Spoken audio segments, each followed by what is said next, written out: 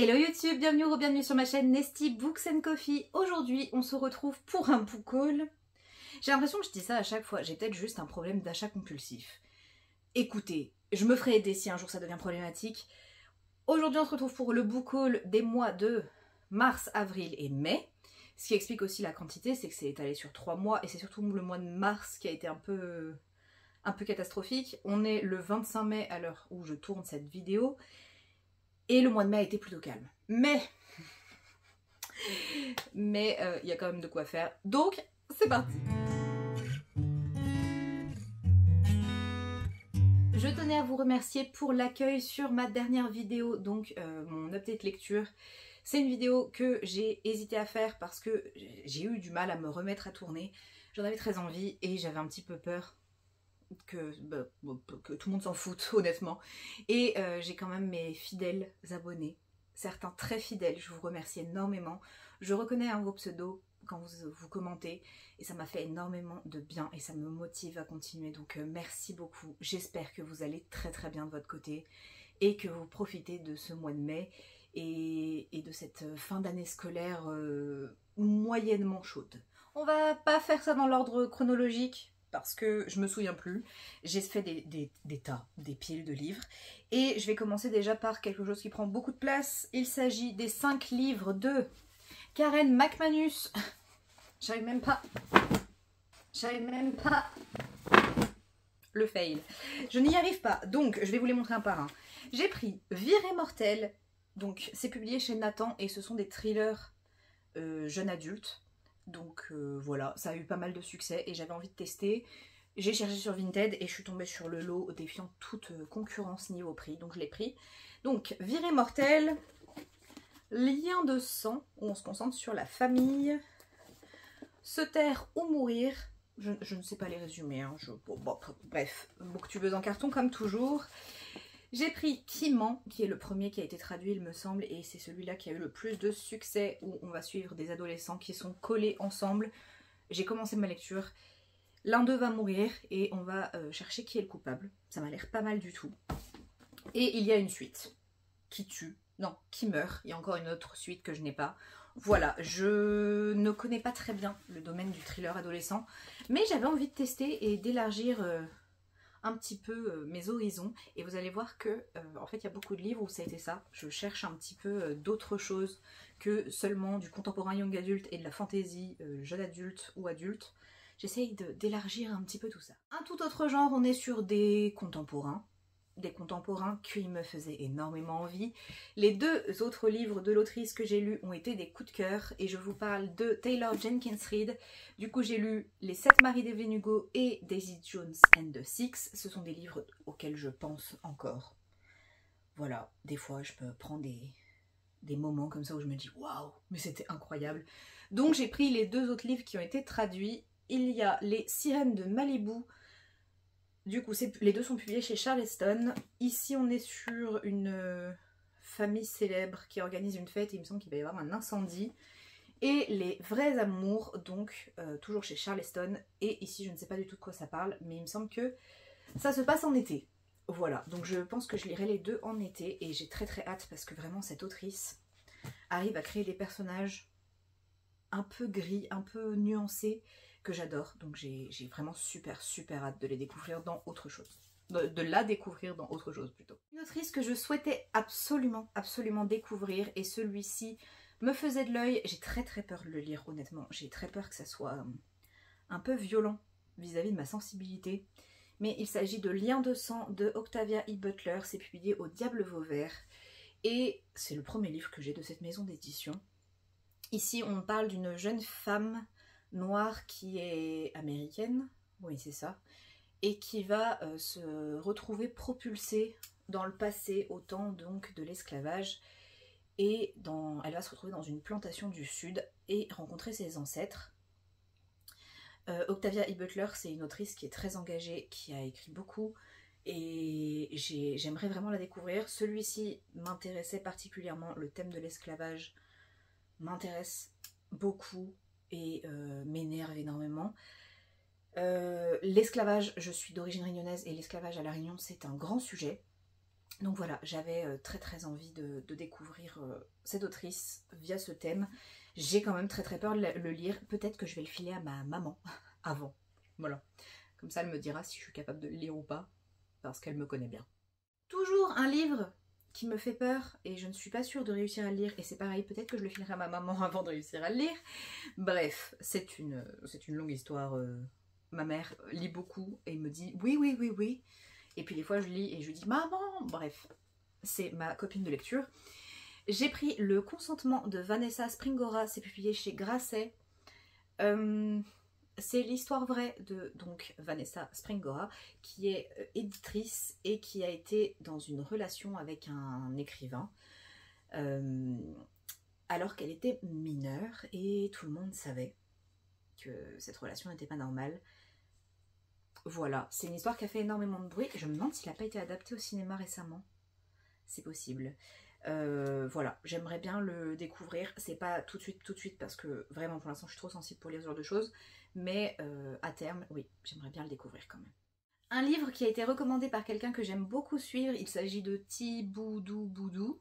À chaque fois j'hésite sur le pseudo de sa chaîne, je vous la mettrai en barre d'infos évidemment. Elle a recommandé ce livre, il s'agit du Cercle littéraire des amateurs d'épluchures de patates. Il n'y a pas plus court comme titre. C'est de Marie-Anne Schaffer et de Annie Barrows et c'est publié chez Nil. Ici, on va suivre une jeune journaliste en 1946, donc juste après la guerre, qui va chercher un sujet pour écrire et qui va découvrir un échange de lettres et se rendre dans la communauté où ces lettres ont été envoyées. Bref, c'est un peu flou parce que je ne l'ai pas lu. Et découvrir une communauté assez attachante. J'ai très envie de le lire. C'est rare que je lise des écrits qui parlent de la guerre. J'aimais beaucoup le thème adolescente quand on l'étudiait à l'école, les films et autres, c'était vraiment mon truc. Mais ça s'est un peu calmé parce que c'est pareil, c'est des sujets qui m'énervent. Vous voyez que j'ai pas du tout choisi des trucs légers et les suivants non plus. Mais bon, en tout cas, j'ai très hâte de le découvrir. Je sais qu'il a eu beaucoup de succès et d'ailleurs, il me semble qu'il a aussi été adapté. Mais je dis peut-être une bêtise. J'ai déjà un livre de cette autrice que je n'ai pas lu parce qu'il me fait peur, mais je me suis dit, et si je prenais les autres, histoire d'avoir toute sa bibliographie alors que je ne connais pas du tout la plume de cette autrice. Oui, j'ai acheté Du côté sauvage et L'été où tout a fondu de Tiffany McDaniel. Les deux sont publiés chez Gallmeister. Je les ai trouvés d'occasion dans le même dressing que les deux précédents. Tiffany McDaniel est une autrice qui est très connue pour son roman Betty, que j'ai en double maintenant, parce que j'ai aussi Betty en grand format et en format poche collector. Vous me direz, ça n'a aucun sens. Aucun. Ici, on va suivre, je ne sais pas, deux jumelles, le récit de leur grand-mère. Ouais, un truc pas joyeux, pas du tout. Et ici, pareil, on va suivre un procureur. Oui, ça y est, je me souviens de cette du résumé.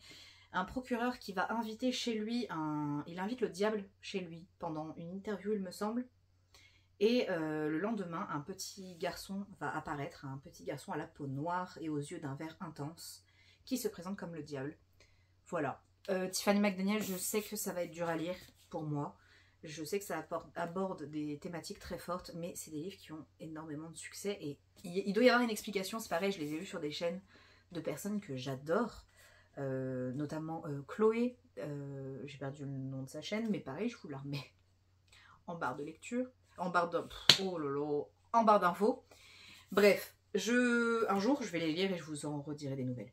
Toujours chez Gallmeister, qui est une maison d'édition que je découvre petit à petit. Ça a commencé par Pete Fromm et j'essaye de découvrir cette maison d'édition qui publie toujours des textes qui me font très envie, mais qui sont pas toujours... c'est toujours des sujets compliqués, j'ai l'impression. Bon, c'est peut-être moi qui suis à la recherche de légèreté absolue, mais bon, c'est pas grave. Je me suis pris le coffret de donc Dans la forêt et Le temps d'après. C'est publié du coup chez Gallmeister. C'est écrit par Jean Edgeland. Et on est ici dans un récit post-apocalyptique avec deux jeunes filles, deux sœurs qui vivent dans la forêt. C'est un texte qui n'a pas eu le succès tout de suite à sa traduction et qui a été retraduit. et qui là a un peu explosé et la suite est parue il y a très peu de temps. J'ai trouvé le coffret d'occasion avec un gros POC dessus. Merci les livreurs. Mais en tout cas, j'ai pareil, hâte de les découvrir. Ils sont ils sont beaucoup plus petits que les Tiffany McDaniels. Donc peut-être que j'aurai plus le temps et la motivation. Sachant qu'on est sur du post-apo et j'adore ça. Une autrice que j'adore qui a sorti un livre très récemment et que je me suis empressée évidemment d'acheter. Il s'agit de La mort de l'auteur de Nnedi Okorafor, ici publié chez Robert Laffont. Et on va suivre une jeune fille qui va écrire un récit de science-fiction. Sauf que ce succès le succès de son livre va bousculer sa vie et la réalité entre fiction, les frontières entre fiction et réalité vont être un petit peu effacées. On est sur un livre de SF, je suppose qu'on aborde encore des thématiques très importantes. Racisme, origine, identité, c'est les récits de Nnedi Okorafor et j'ai très hâte de le lire, vraiment. Et voilà, j'ai rien d'autre à dire, j'ai juste acheté parce que c'est une autrice que j'aime acheter. On retourne sur du young adulte, voilà, je fais quand même des petites... Et toujours sur... alors, c'est pas des thrillers, je ne sais même pas comment les définir. C'est des livres qui ont eu énormément de succès, qui ont percé, il me semble, sur BookTok. Et c'est assez vieux, mais moi j'ai jamais lu, j'ai jamais été spoilée, rien du tout. Donc je me suis dit, bah, cet été, je vais me lancer et je vais lire Nous les menteurs de E. Lockhart. Et sa suite, donc Famille de menteurs. C'est publié chez Gallimard Jeunesse et on est sur un mystère sur une île avec des secrets de famille, des choses comme ça. Ça me donne très envie, mais ça sera parfait pour cet été. Je ne pense pas les lire avant. Bon. En même temps, je dis ça, l'été, il est dans même pas 3 semaines. Donc, il faudrait peut-être que je me bouge le 1. Voilà. Là aussi, craquage complètement irréfléchi. Je ne sais pas du tout ce que ça vaut. Vraiment, le mystère. Mais je sais que l'été, j'aime lire des romances. Des trucs légers et mignons et alternés avec des trucs qui me brisent le cœur. Donc, j'ai beaucoup de choses qui vont me briser le cœur. Je me suis dit, allez, lance-toi, prends des petites romances qui te font envie depuis très longtemps. C'est vrai que c'était dans ma wishlist depuis très longtemps. Et donc, je me suis pris les 3 livres de la collection Modern Princess. Alors, ils ont changé de DA. Vous voyez, le dernier a un jaspage et c'est pas écrit pareil. Bon, bref. Mais en anglais, c'est exactement la même saga. Même si ce sont des tomes indépendants. Le premier, il s'agit de Avant minuit, écrit par Julie Murphy et donc publié chez Hachette. C'est une réécriture de Cendrillon, mais avec une jeune femme qui est pas du tout comme Cendrillon à l'origine. Elle est passionnée par les chaussures, mais elle est toujours en difficulté pour trouver des chaussures à sa taille, parce qu'elle ne fait pas une taille standard. Je me permets de m'interrompre moi-même au montage parce que j'ai utilisé le mot standard et que je ne veux vexer personne. Je parle évidemment des standards de beauté qu'on peut voir sur les réseaux, dans les magazines, à la télé. Mais évidemment, il n'y a pas de taille de normes à avoir. Voilà, je voulais juste éclaircir ce point. C'est un personnage avec des formes et on adore, on adore. J'en ai entendu beaucoup de bien. Donc ça commence à dater, mais j'en ai entendu beaucoup de bien, donc j'ai hâte de voir ce que ça donne. Le deuxième, il s'agit d'Entre les lignes de Jasmine Guillory. C'est donc la réécriture de La Belle et la Bête, il me semble. Oui, c'est ça, Isabelle, oui. Isabelle, ils se sont pas foulés. Qui est absolument passionnée par les livres et qui travaille dans une maison d'édition. C'est une des seules employées noires, donc on aborde encore des thématiques différentes du conte original et j'ai pareil entendu énormément de bien dessus, donc très hâte. J'aime beaucoup les réécritures, mais j'en lis peu qui réussissent à m'évoquer quelque chose réellement, donc j'ai quand même envie de voir ce que ça donne. Je pense qu'on est très loin des contes Disney qu'on connaît. La Belle et la Bête n'étant pas du tout un de mes Disney préférés, unpopular opinion, mais ça ne m'évoque pas grand chose. De manière générale, les princesses, que ce soit Cendrillon, Belle, La Belle au bois dormant, Blanche-Neige, c'est pas trop mon truc. Je suis plus princesse de l'ère suivante, en fait. Et du coup, en parlant des princesses que j'aime bien, oui, c'est une princesse, oui. La réécriture d'Ariel, du coup, Kiss the Girl de Zoraida Cordova. Ici, ils n'ont pas traduit le titre, étonnamment. Kiss the Girl, c'est la chanson de la petite sirène. je pourrais mourir pour la petite sirène. C'est vraiment... Si vous demandez à ma famille quelle cassette j'ai le plus rembobiné, ça sera la petite sirène et la petite sirène 2. Parce que j'étais complètement fan, j'écoutais les musiques en boucle. Bref, ici on est sur donc Ariel. D'ailleurs elle s'appelle Ariel. Qui est une chanteuse célèbre. Et voilà, je veux pas en savoir plus. Ce livre est très très beau par contre, j'aime beaucoup le changement de... En fait, ils s'accordent pas spécialement bien, mais j'aime quand même beaucoup ce qu'ils ont fait. Et puis c'est Ariel, voilà. Et je sais qu'il y en a un qui est sorti sur Réponse en VO. Je ne sais pas si Hachette va le traduire, je pense que oui. Pareil, Réponse, j'adore, donc je pense que je le prendrai si ces 3 premiers me plaisent, sachant qu'ils doivent tous être assez différents vu que ce ne sont pas les mêmes autrices à chaque fois. Et je parle beaucoup trop, voilà, on va passer à la suite. J'espère que vous êtes prêts. J'ai fait une razzia sur les poches, voilà. Je ne sais pas ce qui s'est passé, j'ai eu envie de lire des livres en format poche, donc j'ai acheté des poches, j'en ai pas lu tant que ça. Mais c'est toujours pareil avec moi, c'est toujours par phase. Je vais vous en présenter 2 que j'ai déjà lus. Il s'agit de Layla et Verity de Colleen Hoover. C'est publié chez Hugo Poche, donc Hugo Roman, la collection Poche. On est sur 2 romans à suspense. Ce ne sont pas ils disent romances psychologiques et romantiques suspense sur celui-là. Ce ne sont pas des romances classiques comme Colleen Hoover a l'habitude d'en écrire.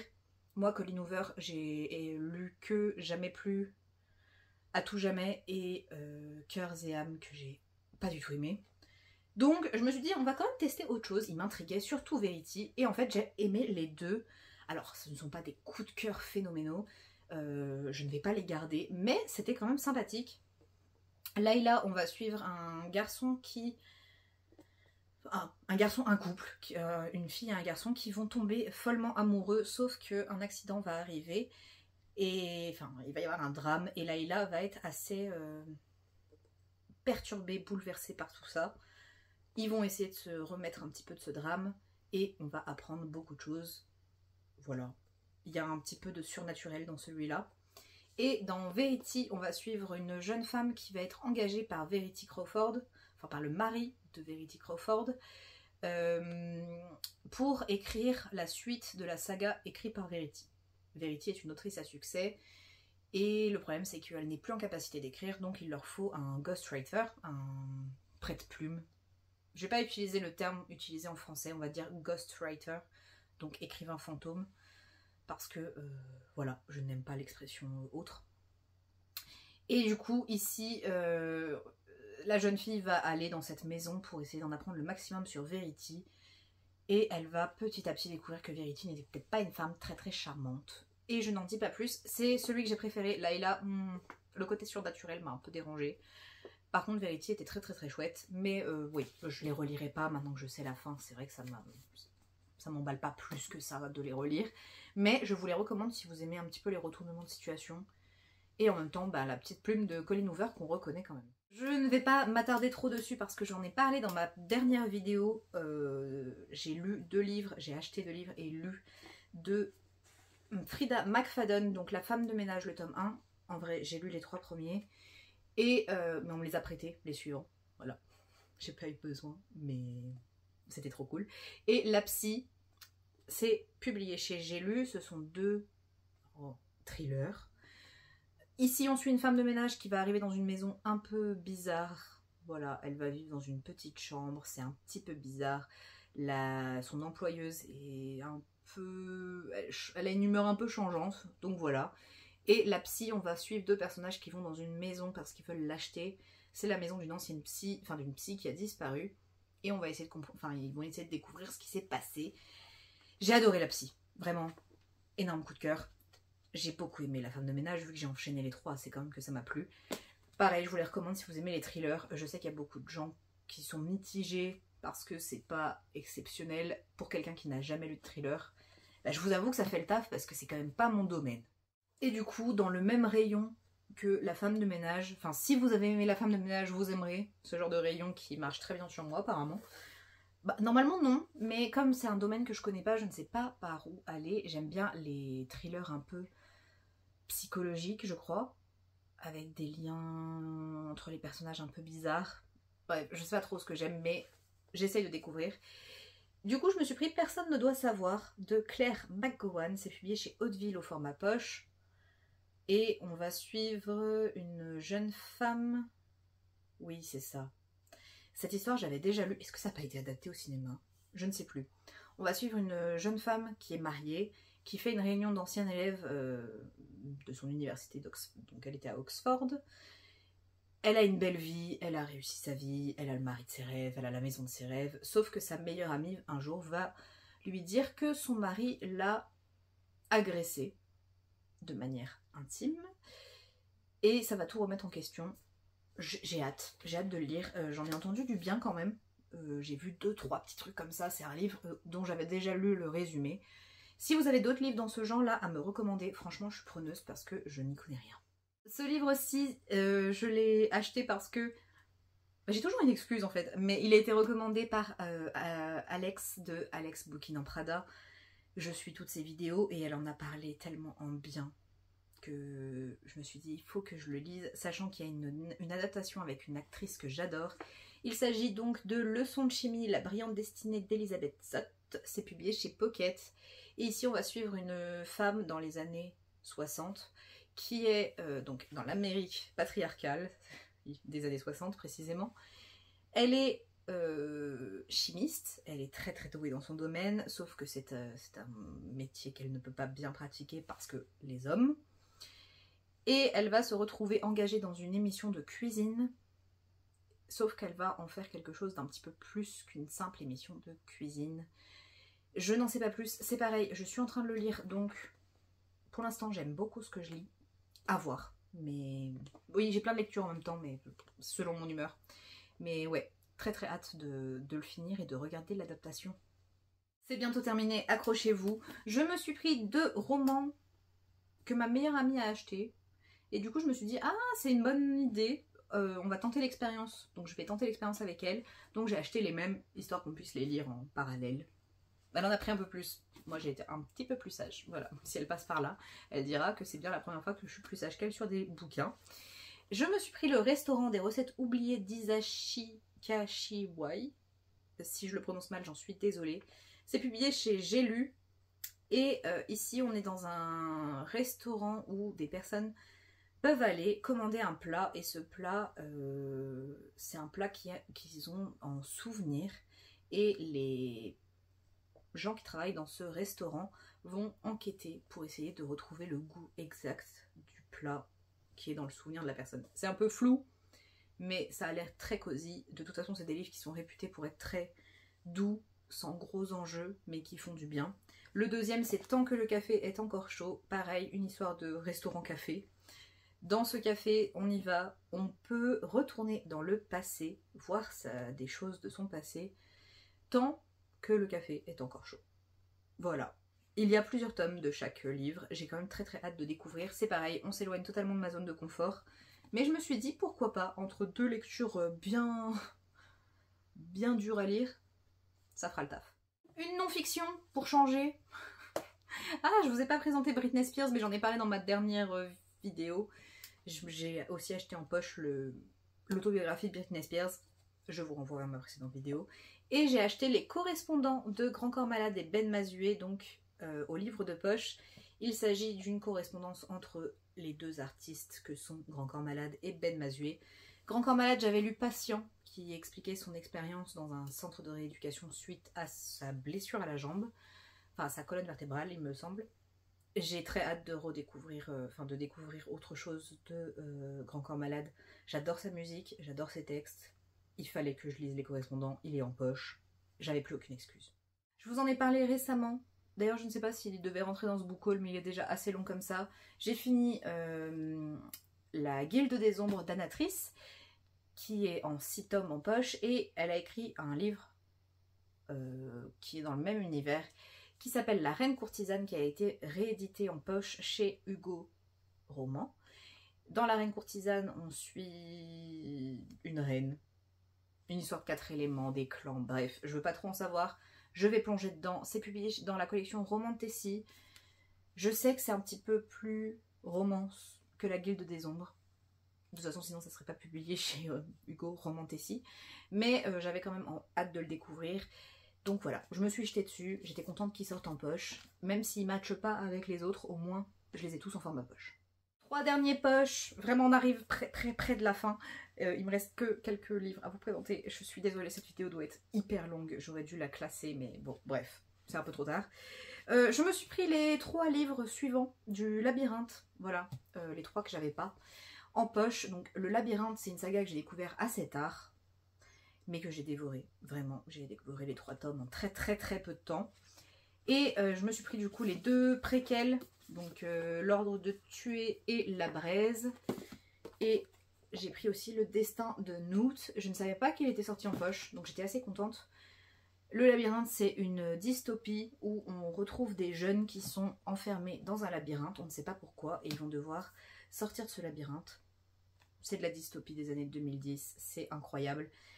Et du coup, j'aimerais bien replonger dans l'univers, donc je me suis pris ces 3 petits livres-là, que je garde bien au chaud, pour quand j'ai besoin d'un petit coup de nostalgie. Les 2 suivants, c'est parce que je dois rencontrer les autrices. Et pour rencontrer les autrices et accéder à la dédicace, il fallait acheter un des derniers livres de ces autrices.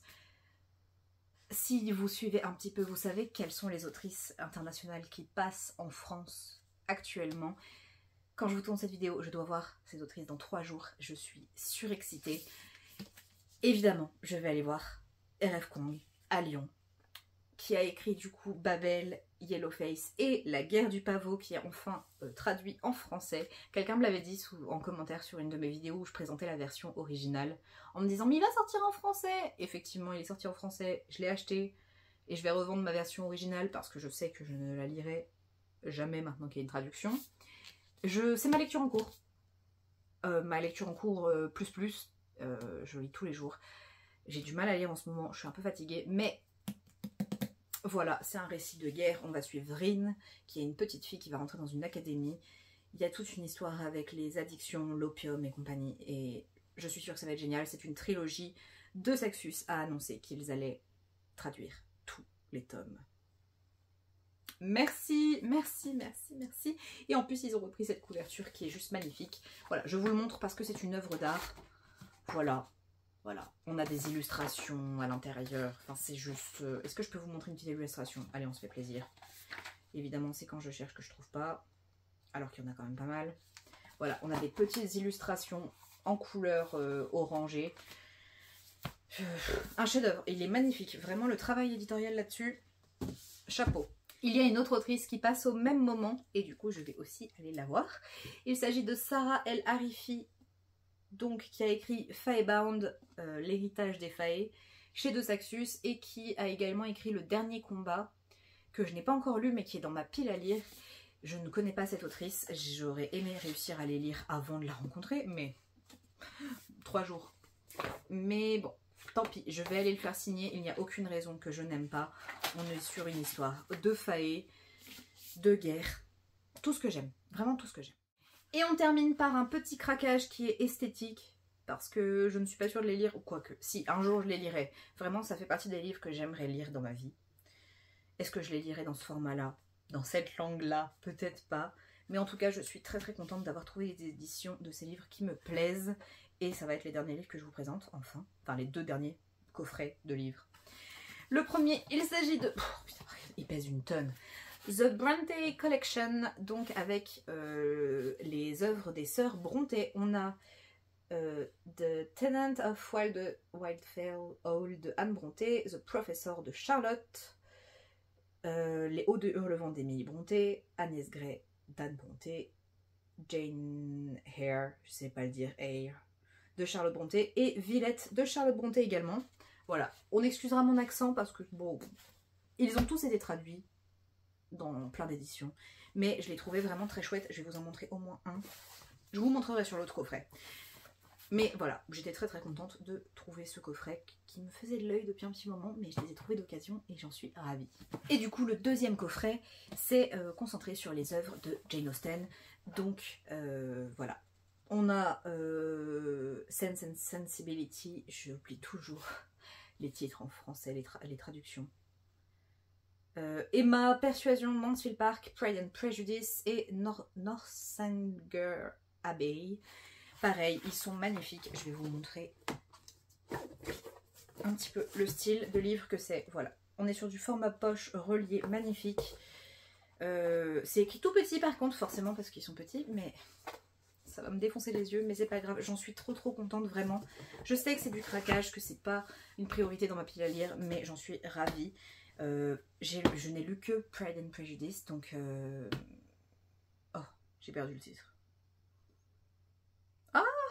Ah, je vous le remettrai là, je l'ai perdu, vraiment. Orgueil et préjugés, voilà, Orgueil et préjugés.